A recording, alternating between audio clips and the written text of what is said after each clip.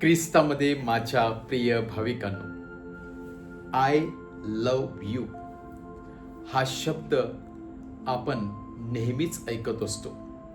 मी तुझ्यावरती प्रेम करतो किंवा मी तुझ्यावरती प्रेम करते.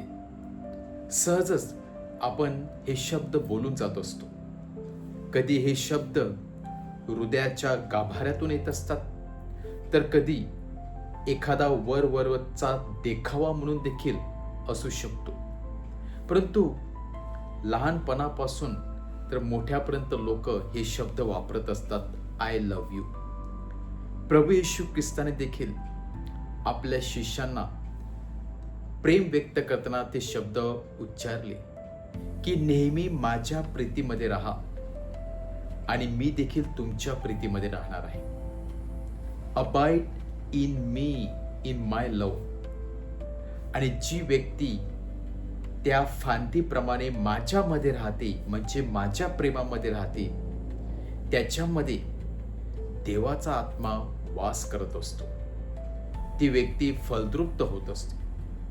जेव्हा आपण एखाद्या व्यक्तीवरती पूर्ण अंतःकरणाने प्रीती करत असतो, पूर्ण मनाने प्रीती करत असतो, तेव्हा या शब्दाचा अर्थ फार महत्वाचा असतो.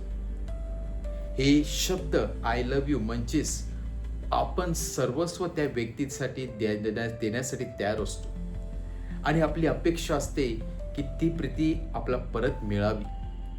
आणि म्हणून जेव्हा समोरची व्यक्ती देखील 100% देऊन प्रीती करत असते, तेव्हा दोघांचं प्रेमाची देवाणघेवाण होत असते आणि तेथे प्रीतीचा गुलाब तिथेच फुलत असतो, प्रीतीचा वृक्ष भरत असतो.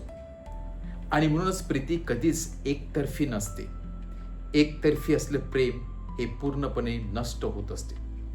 जेव्हा प्रभू येशू ख्रिस्ताने आपल्या शिष्यांना सांगितलं की माझ्या प्रीतीमध्ये राहा, याचा अर्थ काय होता की प्रभू येशू ख्रिस्त सांगत होता की मी 100% पूर्ण अंतःकरणाने, पूर्ण मनाने आणि पूर्ण जीवाने तुमच्यावरती प्रीती करत आहे. परंतु तीच प्रीती तुम्ही देखील माझ्यावरती करा. म्हणजेच हे प्रेम एकतर्फी नव्हतं. जेव्हा ख्रिस्ताने स्वतःचं जीवन आपणासाठी दिलं, तेव्हा ती प्रीती एकतर्फी नव्हती. आपल्याला त्या प्रीतीचा मोबदला द्यावा लागणार होता.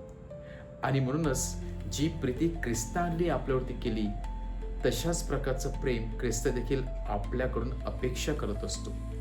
आणि जेव्हा आपण कुरकुर न करता ख्रिस्तावरती प्रेम करत असतो, परमेश्वरती प्रेम करत असतो, तेव्हा आपल्या जीवनाचं वृक्ष भरत असतो, गुलाब फुलत असते. परंतु जर आपण प्रीती केवळ ख्रिस्ताची प्रीती आपल्याकडेच ठेवली आणि परत त्या ख्रिस्ताला दिली नाही, तर मात्र आपली परिस्थिती ते तुटलेल्या फांदीप्रमाणे होत असते. ती हळू सुकून जात असते. आणि म्हणून एकतर्फी असलं प्रेम कधीच फलद्रुप्त होत नसते. ते सुकलेल्या फांदीप्रमाणे राहते. परंतु जिथे प्रीतीची देवाणघेवाण असते, तेथे मात्र प्रीतीचा झरा नेहमी वाहत असतो. ख्रिस्ताने आपल्यावरती प्रीती केली, आपण देखील ख्रिस्तावरती त्याच अंतःकरणाने प्रीती करायला पाहिजे. आपलं सर्वस्व द्यायला पाहिजे. ख्रिस्ताला परमेश्वर आपल्या जीवनाचा केंद्रबिंदू बनवला पाहिजे. तेव्हाच कुठे त्या प्रीतीचं शिखर आपला गाठता येईल किंवा त्याचा अनुभव आपला घेता येईल. नेहमी ख्रिस्ताच्या प्रीतीमध्ये राहूया आणि नक्कीच आपलं जीवन फलद्रुप्त होईल, आपलं जीवन आनंदमय होईल आणि आपल्या जीवनाला खरं अर्थ प्राप्त होईल. आमेन.